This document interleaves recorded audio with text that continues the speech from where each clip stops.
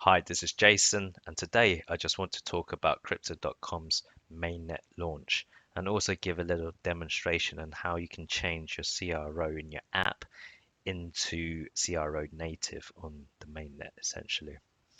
So 25th of March 2021, so yesterday, this week, um, Crypto.com went live with their CRO mainnet. They did have a dry run which ended a month ago, and that's presumably without issues, hence why they were able to launch pretty soon after. So what this means is that CRO is running on its own blockchain. Now, prior to this, it had always been running purely on Ethereum's network, so ERC20 token. It was a token essentially. And what this means is obviously not having your own chain means there's more restrictions in what can be done.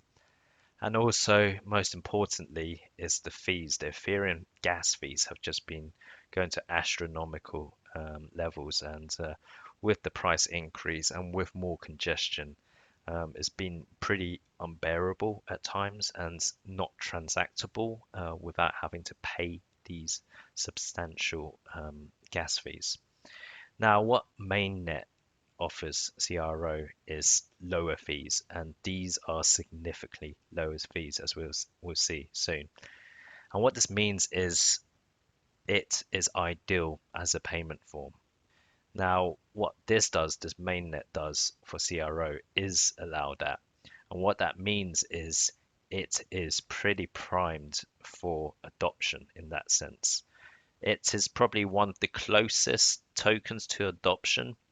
It's got really good presence in terms of the Crypto.com app and the number of users it attracts and the benefits the Visa debit card provides.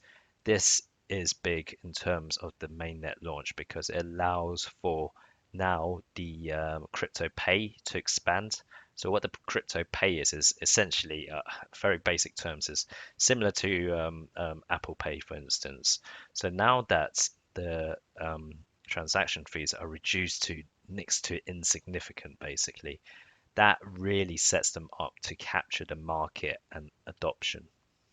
Now, there's still a lot to do. There's still a lot of merchant onboarding and regulation and merchants understanding what crypto is about and how blockchain works, etc., etc.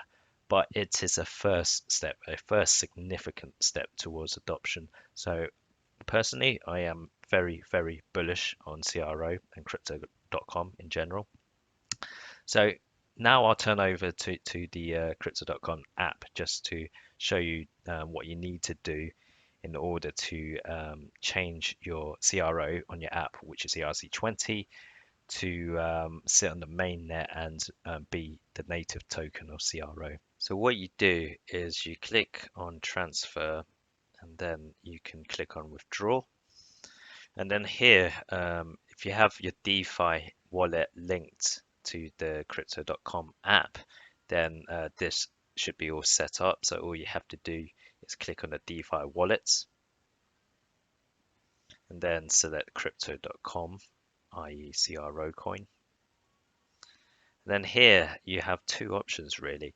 So on the top left, you can see the CRO. This is the native CRO. So this is the one where it runs on its own blockchain. Whilst the option on the right is the ERC20. So that is the Ethereum version that it has been running on. So on CRO native, if we put down a low amount of CRO, we'll see that the minimum is a 220 CRO transfer. Then if we do it on the ERC20 similarly, we can see it is a 230 minimum requirement. So bear in mind that any transfer you make has to beat this requirement. Now let's just put in 230. Here we can see that by trying to send 230 CRO, essentially what's being sent after transaction fees is 30 CRO. And that's because under the Ethereum network, due to the high Ethereum gas fees as mentioned, 200 CRO is actually the amount that pays fees. So we can see that from this, about 75% of what you're sending will be constituting to transaction fee.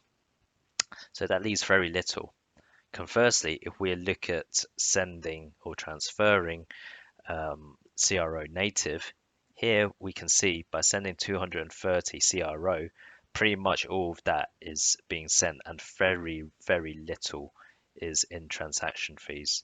So the Ethereum ERC20 CRO, obviously when you're sending larger amounts, then that proportion of fee reduces.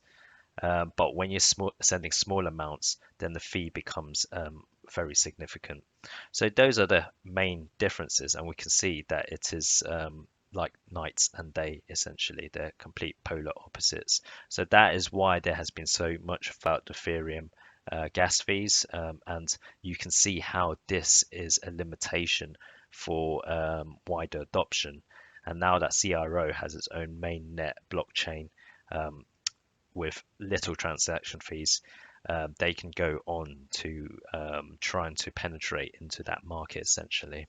So now we can just open the DeFi app and we can see that the balance has been updated. So this is something I sent earlier on, and we can see the transaction details as well. In this instance, it actually took a good few hours for it to actually send. Now, I think this is mainly because it was only launched about 24 hours ago, and there's might be an overload. So hopefully that this improves over the next few days. And here we also have a functionality where you can essentially, if you already have the ERC20 CRO, to exchange it for the native CRO if already on the DeFi wallet. Now, there's a function here where you can earn interest through staking. So we can see with CRO, there's massive rewards at the moment. This will probably go down as more and more people stake CRO, but at the moment it's very incentivized, generous fees.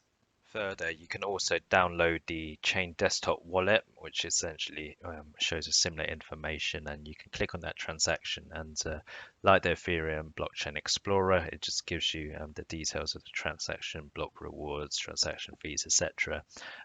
You can also see the staking as well as send and receive CRO. So yeah, I hope this video helps a bit more. Still a lot of new things, so I wouldn't advise clicking things through for the sake of doing it.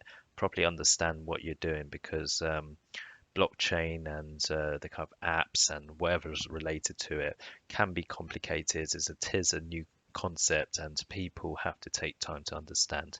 But hopefully this is done in a gradual way, and adoption can really happen. So thank you for watching this video. If you have any comments, leave them below. Otherwise, I'll catch you in the next one.